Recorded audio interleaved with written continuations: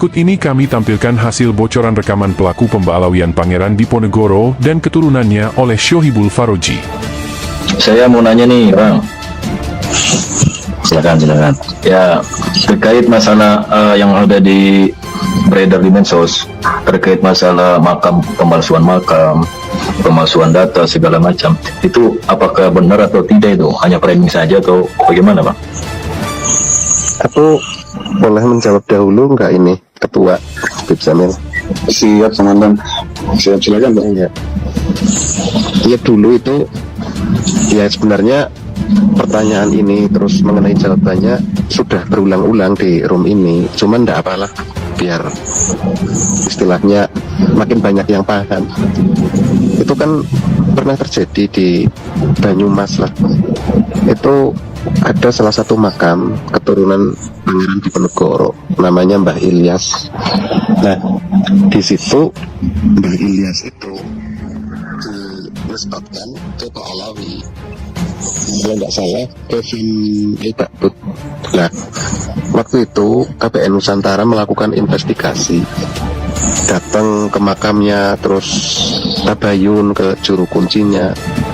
Itu mungkin KPN yang waktu itu sampai sekarang kan pro ya Imad, itu ekspektasinya kan yang membawa Alawikan itu dari kalangan Pak Alawi. Tapi ternyata pelakunya itu bukan dari kalangan Pak Alawi. Si kuncennya itu di channelnya KPN Nusantara pun itu menyebut bahwa pelakunya itu Shohibul Faroji. Nah, pelakunya itu kan sudah jelas. Karena ekspektasinya itu pelakunya Pak Alawi, kok ternyata bukan Pak Alawi. Akhirnya kayak istilahnya apa ya, yang tadinya menggebu-gebu mau mengejar pelakunya, akhirnya kan kayak dibiarkan karena pelakunya dengan yang melakukan investigasi ini satu frekuensi. Itu salah satu contoh lah yang terjadi di Banyumas. Tapi namun yang terjadi di lapangan bukan dari Pak Alawi yang berubah itu? Bukan dari Pak Alawi, bukan. Oh gitu. Malah itu sekarang kelompok yang istilahnya Mbak Alawikan itu pelakunya itu kontra dengan Pak Alawinya, itu ya sekeras dari kubunya Kiai Imad itu. Masalahnya gini ya, setelah saya melihat di media yang beredar banyak, negara kita kan negara hukum. Kenapa kalau seandainya ini dia benar-benar keturunannya, terus makam itu dirubah oleh orang lain, ketika diadakan penelitian ke sana, terus uji forensik, data segala macam, nah laporkan saja ke negara. Kalau memang kan di sini kan Indonesia negara hukum, kok sampai saat ini kok tidak ada tindakan daripada keluarganya?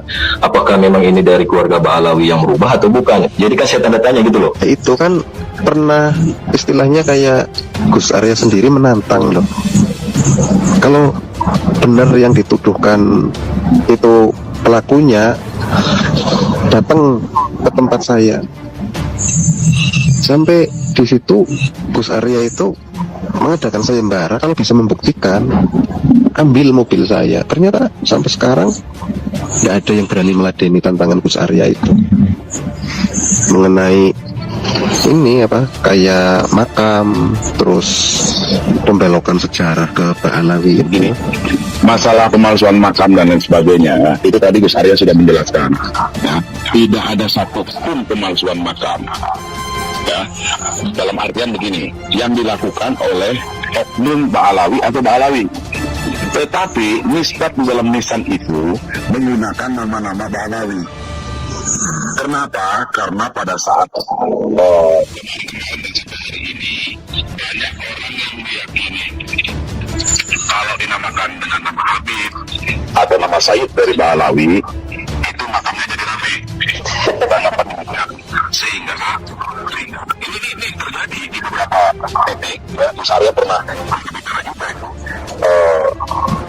Kalau dinamakan itu kota amalnya penuh, intinya gitu, banyak yang bersejarah, gitu kan.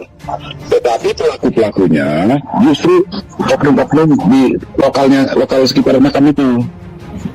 Itu seperti yang tadi kan Subali itu, siapa namanya tadi siapa? Nah, artinya oknum tersebut bukan dari Pak Alawi, Bahkan sekarang ketika ada penyerangan seperti ini, ya, yang secara membuat duka, itu dia bergabung dengan kelompoknya Pak Imat ini. Artinya ingin berlindung. Seharusnya kan dari kelompok Pak Imat yang menuntut habis orang ini, toh. Tapi justru berlindung. Ya, narasinya sudah dibusungkan. Ini orang seperti lempar sembirangan, Pak. Ya. Nah, masyarakat sudah terhadap dikepoki dengan narasi-narasi yang begini. Dan itu beberapa kali terjadi, seperti di apa ya, waktu itu Jawa Timur itu pernah mencuat. Ya, itu ketika pelakunya ternyata bukan Balawi, itu langsung redam, langsung dikit. Itu sempat diwawancarai itu. Ada 3 makam baru itu yang semuanya Habib. Ketika beberapa Habib, terus ini tim yang mewawancara itu menarasikan yang aneh-aneh terhadap Habib. Ketika pelakunya ternyata bukan Habib, langsung silent, langsung diam itu cuk. Nah, ini kan tidak adil, ya, tidak adil. Kelompok ini memang sudah berbuat hal-hal yang penuh ketidakadilan. Nah, itu sangat miris sekali ketika menamakan dirinya sebagai keturunan Wali Songo.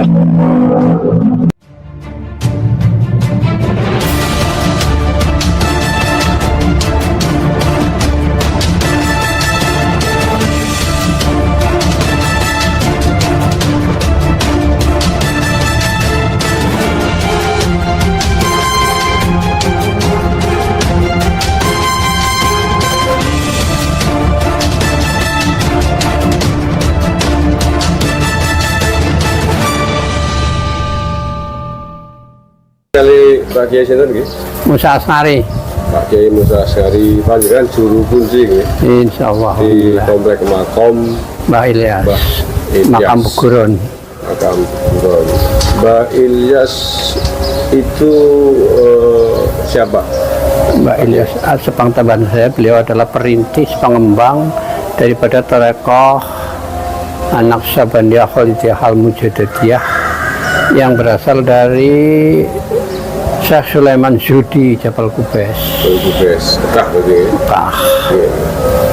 Mbah Ilyas itu kan abahnya Romo Simbah Kiai Abdul Malik. Abdul Malik, Mbah Malik ya. dari istri yang keempat. Dari istri ya.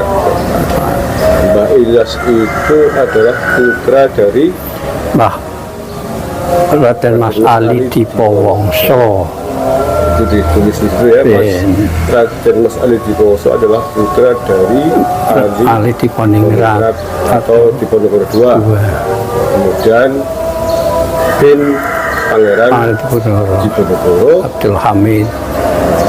bin Sultan Hamengkubuwono ke Menurut data yang saya terima itu akurat yang ada atau di tidak ya? Kekancingan Keraton ini.